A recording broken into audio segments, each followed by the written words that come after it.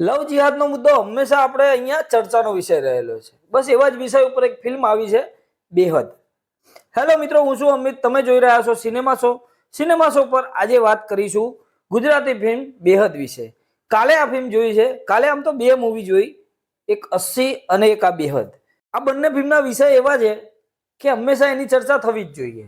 બેહદની વાત કરીએ તો 2 કલાક અને 11 મિનિટની ફિલ્મ છે. યુએ સર્ટિફિકેટ મળેલું છે, એટલે ફેમિલી સાથે જોઈ શકાય એવી ફિલ્મ છે.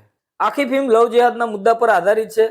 એટલે કે મુસ્લિમ છોકરો હિન્દુ છોકરીને પટાવી અને પછી છોકરા પેદા કરવાનું મશીન બનાવવાની કોશિશ કરી રહ્યા છે, એના વિશે આ ફિલ્મની અંદર વાત કરવામાં આવી છે.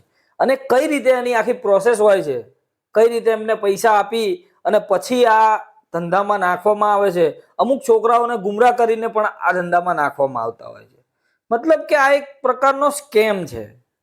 આ ફિલ્મની અંદર પોઝિટિવ વસ્તુ પણ છે, નેગેટિવ વસ્તુ પણ છે. દરેકની વાત કરીશું એ પહેલા ચેનલને સબસ્ક્રાઇબ કરવાનું ના ભૂલતા, કેમ કે અહીંયા દરેક ગુજરાતી મૂવી સાથે હિન્દી મૂવીના રિવ્યુ પણ અહીંયા જોવા મળે છે. બેહદની વાત કરીએ તો ફિલ્મની શરૂઆતથી જ આપણને ખબર પડી જાય છે કે આ ફિલ્મ જબરજસ્ત રહેવાની છે, કેમ કે વિષય જ એવો છે. ફિલ્મના પહેલા સીનથી જ આપણને ફિલ્મ એટ્રેક્ટ કરી લે છે. મતલબ કે જે પાત્રો કે જે દ્રશ્યો આપણને બતાવે છે એ દ્રશ્યોમાં આપણે ઇન્વોલ્વ થઈ જઈએ છીએ. એટલે એની પકડ ત્યાં મજબૂત કરી લે છે. ડેનિસ ગાંધી અહીંયા એક મુસ્લિમ છોકરાના અવતારમાં છે અને અહીંયા હું કહીશ ને તો પરફેક્ટ કાસ્ટિંગ થયું છે. કેમ કે જે રોલ એમને મળ્યો છે ને જે રીતે એમને કર્યો છે અને જેમાં જેવા દેખાવા જોઈએ એવા હાવભાવ અને બધી જ વસ્તુ અહીંયા ડેનિસ ગાંધી બાજી મારી જાય છે. કેમ કે જબરજસ્ત રીતે અહીંયા એમનું પ્રેઝન્ટેશન કરવામાં આવ્યું છે. ફિલ્મની વાત કરું તો ફિલ્મનો સ્ક્રીન પ્લે કંઈક એવો છે કે આપણે ફિલ્મની અંદર ઇન્વોલ્વ રહેવાનો પ્રયાસ કરીએ છીએ. મતલબ કે આપણને જે સ્ક્રીન પર ચાલે છે એ જોવું ગમે છે. લોકેશન અમદાવાદનું છે, પણ સિનેમેટોગ્રાફી આપણને જોવી ગમે એવી છે. ફિલ્મના ફર્સ્ટ હાફની વાત કરું તો ફર્સ્ટ હાફ ફિલ્મનો જબરજસ્ત છે. જબરજસ્ત એટલે એટલી પકડ મજબૂત કરી લે છે આપણી ઉપર. હા, થોડી ભૂલો આપણને દેખાય છે, પણ છતાં એ ભૂલો ઇગ્નોર કરવાનું મન થાય. કેમ કે જે પ્રવૃત્તિઓ બતાવે છે, મતલબ કે મુસ્લિમ છોકરો છોકરીને પ્રેમમાં પાડવા માટે શું શું કરે છે, સાથે ફિલ્મની અંદર છોકરીઓ પણ કઈ રીતે ભોળી બનીને આ વસ્તુમાં ઇન્વોલ્વ થઈ જાય છે, એ બધી જ વસ્તુઓ અહીંયા બતાવવામાં આવી છે. આ ષડયંત્ર પાર પડે છે કે નહીં એ આપણે આ ફિલ્મની અંદર જોવાનું છે. ડેનિસ ગાંધી આગળ ફર્સ્ટ હાફની અંદર છવાયેલા દેખાય છે, પણ જ્યાં સેકન્ડ હાફ આવે છે અને ફિલ્મ સેકન્ડ હાફની શરૂઆત થાય છે ત્યાં પણ આપણને ઇમ્પ્રેસિવ લાગે છે. પણ જેમ જેમ સેકન્ડ હાફ આગળ વધે છે, જેમ જેમ ફિલ્મ આગળ વધે છે, એમ એમ એની પકડ અથવા તો એમ કહીએ ને કે ફિલ્મ નીચે જ જતી જાય છે અને અંતની અંદર સાવ નીચે. હા, ત્યાં એવું નથી કે કંઈક સારું બતાવવાનો પ્રયાસ નથી કર્યો. ઘણી બધી જગ્યા ફિલ્મની અંદર એવી આવે છે કે ત્યાં સારું બતાવવાનો પ્રયાસ ચોક્કસ થયો છે અને ત્યાં વર્ક પણ કરે છે, પણ છતાં પણ આપણને એવું લાગે છે કે યાર આ વસ્તુ ઘણી લાંબી થતી જાય છે.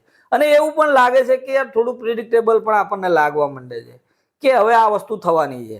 એક્ટિંગની વાત કરીએ તો ડેનિસ ગાંધીએ જબરજસ્ત વર્ક કર્યું છે. 2 ફિલ્મો એમની આવી ગઈ છે, પછી આ ત્રીજી ફિલ્મ છે. અમુક લોકો એવું માને છે કે આ એમની ફર્સ્ટ ફિલ્મ છે અને જે રીતે એમને આ પાત્ર મળ્યું છે અને આ પાત્રને નિભાવ્યું છે એ સરસ રીતે પડદા ઉપર એમને વર્ક આપ્યું છે.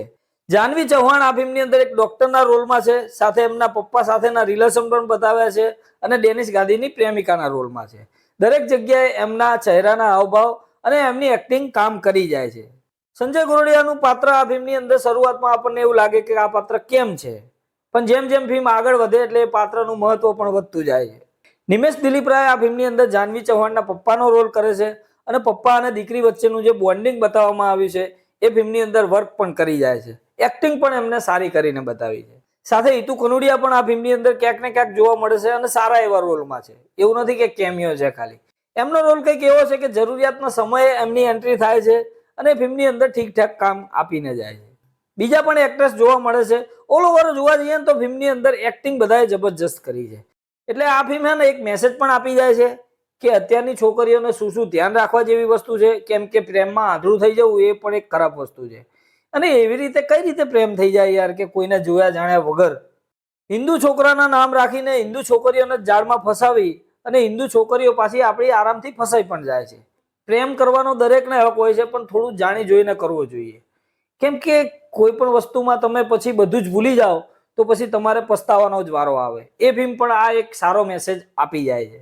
હવે મુસ્લિમ છોકરાના ચંગુલમાં ફસાયેલી છોકરીને પપ્પા કઈ રીતે પાછી લાવી શકશે એ બધી વાત આપણે આ ફિલ્મની અંદર જોવાની છે. હવે વાત કરીએ નેગેટિવ પોઈન્ટની, તો નેગેટિવ પોઈન્ટ ફિલ્મની અંદર ઘણા બધા છે બોસ. એવું નથી કે ફિલ્મ કમ્પ્લીટલી પરફેક્ટ બની છે. સેકન્ડ હાફની અંદર લોજિક પણ ભૂલી ગયા, થોડું પ્રેઝન્ટેશનમાં પણ માર ખાઈ ગયા, એક્ટિંગમાં પણ ક્યાંક ને ક્યાંક માર ખાઈ ગયા. અને એક્શન, આવા એક્શન ના હોય બોસ, કેમ કે એક્શનમાં તો થોડી રિયાલિટી લાગવી જ પડે. પરાણે કોઈ છોકરીના લગ્ન થતા હોય ત્યારે એમનો મેકઅપ ને બધું, એના ચહેરાના એક્સપ્રેશન એટલા જબરજસ્ત ના હોય, ચહેરો ખીલેલો ના હોવો જોઈએ. અહીંયા એ વસ્તુ દેખાઈ આવે છે કે ચહેરો એમનો ખીલેલો દેખાય છે. પોલીસ તો બિલકુલ નામ જ લેવાય છે, ખાલી પોલીસ જોવા જ નથી મળતી ફિલ્મની અંદર. એટલે આવા બધા લૂપ હોલ ઘણા બધા છે ફિલ્મની અંદર, છતાં પણ ફિલ્મ આપણને બોર નથી કરતી. આ ઇન્ટરવલ પછી એવું લાગે છે કે થોડું વધારે પણ ખેંચાઈ ગયું છે. એટલે આ બધી વસ્તુની ખરેખર ધ્યાન રાખવા જેવી હતી. આટલો સરસ વિષય છે આ ફિલ્મનો, તો એને સારી રીતે એને પૂરો પણ કરવો હતો. અહીંયા હું એક જ વસ્તુ કહેવા માંગીશ કે શરૂઆત તો આ ફિલ્મની જબરજસ્ત કરી નાખી, પણ ફિલ્મને સારી રીતે આગળ ના લઈ જઈ શક્યા.